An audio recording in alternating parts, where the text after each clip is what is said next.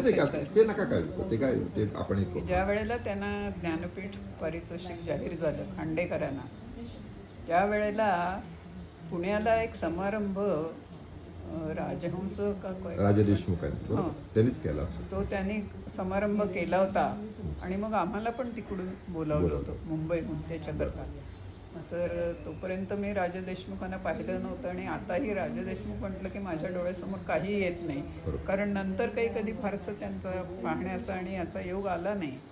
पण तरीसुद्धा मला ते आठवतं आहे त्यावेळेला ती जी जेवणाची ताटं मांडली होती, चांदीची ताटं, चांदीच्या वाट्या, त्या वाटी, चांदीची वाटी भरून तूप, पुरणपोळीचा बेत असल्यामुळे, आणि ते वाढताना देशमुख स्वतः एवढं तूप असं एवढं ओतायचे की म्हणजे ऐकलं होतं पेशवाईत असं हे करतात अमकं करतात, पण प्रत्यक्षात आपलं नेहमी आपलं जेवणाचं म्हणजे तूप आपलं त्या पळीने घालायचं पोळीवर, बस बाकी आपली दुधात कुस्करायची.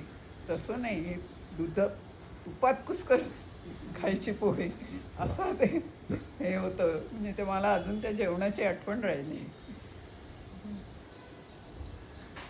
त्याच्यावर आठवलं